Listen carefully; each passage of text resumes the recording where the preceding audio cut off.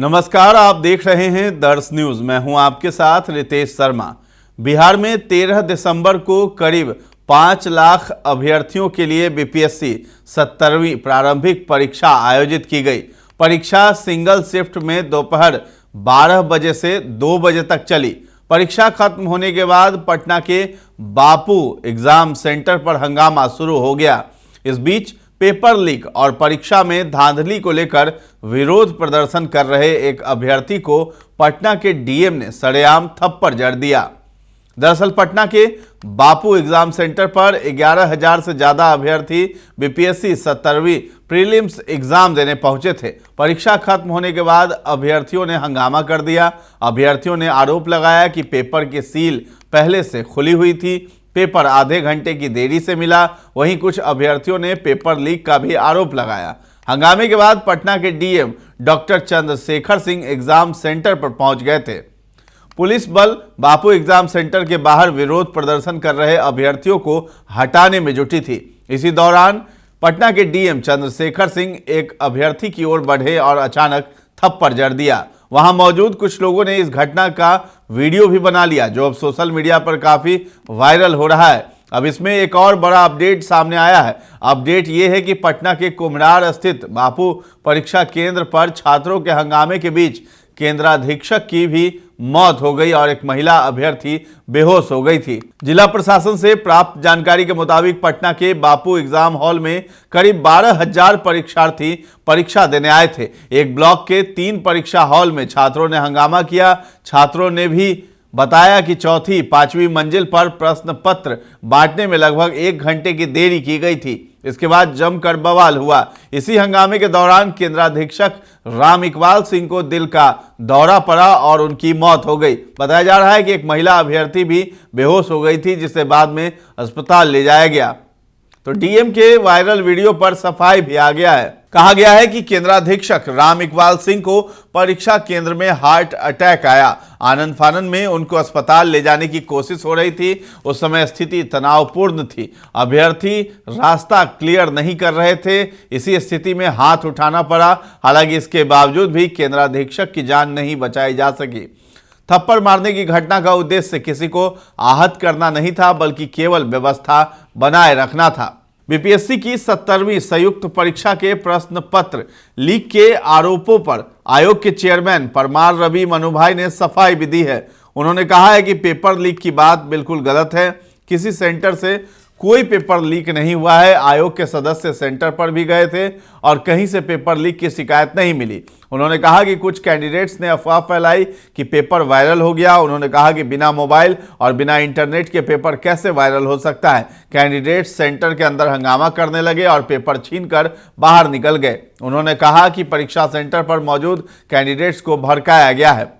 पटना के डीएम के मुताबिक परीक्षा केंद्र में एक हॉल के अंदर बैठने वाले अभ्यर्थियों की संख्या और एक बॉक्स में आने वाले प्रश्न पत्र की संख्या के कारण थोड़ी भ्रम की स्थिति बनी। कुछ अभ्यर्थियों ने इस पर आपत्ति जताई कि एक हॉल से दूसरे हॉल में प्रश्न पत्र क्यों भेजा जा रहा है। इस वजह से प्रश्न पत्र बांटने में भी देरी हुई। जिन छात्रों को देरी से प्रश्न पत्र दिया गया, उन्हें अतिरिक्त समय भी उपलब्ध कराया गया।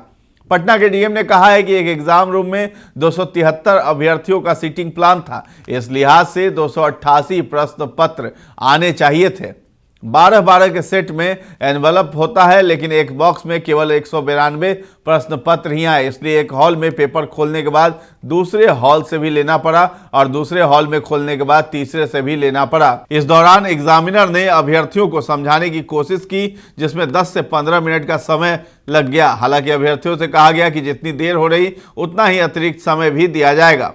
बताते चले कि 2010 बैच के आईएएस चंद्रशेखर इससे पहले भी अपने तेज तेवर के कारण चर्चा में रहे हैं। जनवरी 2024 में शिक्षा विभाग के अपर मुख्य सचिव के पाठक से तल्खी के बाद सरकार ने इनको पटना के डीएम पद से हटा दिया था। हालांकि पाठक के हटने के बाद वापस उनको बहाल कर दिया गया। तो सीएम नीतीश कुमार के करीबी आईएएस चंद्रशेखर के चर्चित मामले को सिलसिलेवार तरीके से भी हम आपको बता रहे हैं। स्कूलों में ठंडी की छुट्टी पर के पाठक से भिड़ गए थे। बात जनवरी 2014 की है। तब शिक्षा विभाग में पाठक की तूती बोलती थी।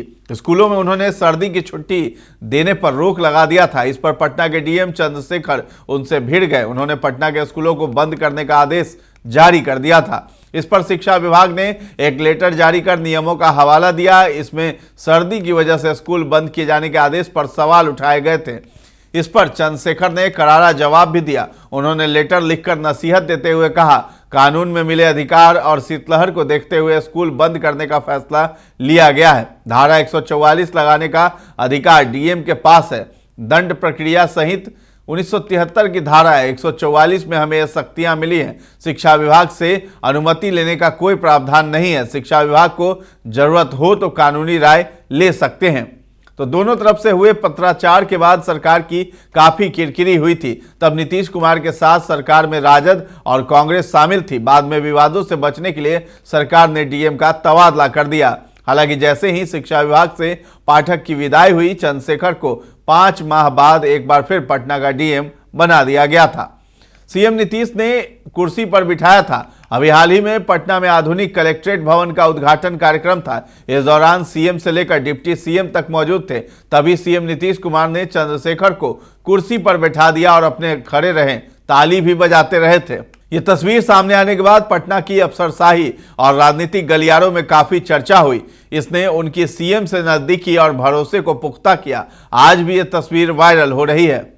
दिल्ली कोचिंग हादसे के बाद पटना में बड़ी कार्रवाई की थी चंद्रशेखर ने। दिल्ली के आईएएस कोचिंग सेंटर के बेसमेंट में हुए जलभराव से 3 यूपीएससी अभ्यर्थियों की मौत हो गई थी। काफी बवाल भी हुआ। इसके बाद पटना के डीएम चंद्रशेखर ने यहां कोचिंग सेंटरों पर कार्रवाई शुरू की थी। इससे कोचिंग सेंटर में हड़कंप मच गया था। कुछ सेंटरों को उन्होंने सील भी किया था। तब उनके कार्यों की काफी सराहना हुई थी। उन्होंने कोचिंग संस्थानों को सभी जरूरी मंजूरी अनुमति के लिए सिंगल विंडो क्लियरेंस की एक ऑनलाइन सिस्टम शुरू करने का भी फैसला किया था। इसके साथ ही आपको बता दें कि एक बार बच्चों को संबोधित करते हुए डॉक्टर चंद्रशेखर ने अपनी सफलता के बारे में बातचीत की थी। उन्होंने कहा था, हमें यूपीएससी के बारे में जानकारी नहीं थी। ग्रेजुएशन करने के बाद दूसरे साथियों और सीनियर्स को देखने के बाद प्रयास शुरू कर दिया। उस समय आसपास के लोग एग्जाम दे रहे थे। ग्रेजुएशन के बाद पीजी भी किया। इस दौरान सिविल सर्विस की तैयारी में लगे रहे। पहला अटेम्प्ट दिया, उसमें प्रीलिम्स क्लियर हो गया था। इसके बाद मेंस के लिए सीरियसली लगना पड़ा। फिर मेंस भी क्लियर हो गया, लेकिन इंटरव्यू में असफलता हाथ लगी थी। दूसरा अटेम्प्ट दिया, फिर असफल रहा। तीसरे में आईआरएस मिला। इन सब के बीच तैयारी करता रहा। फिर से चौथी बार सिविल सर्विस की परीक्षा में 2010 में बैठा। चौथा अटेम्प्ट दिया, इसमें आईएएस क्लियर हुआ और बिहार कैडर मिला। उन्होंने ये भी बताया कि आईएएस को लेकर कोई प्लानिंग नहीं थी और कोई वैसा स्पेशल बैकग्राउंड नहीं था। लेकिन इस परीक्षा की एक ब्यूटी है, अगर कोई भी प्रयास करता है तो वो क्वालिफाई कर सकता है, वहां तक पहुंच सकता है।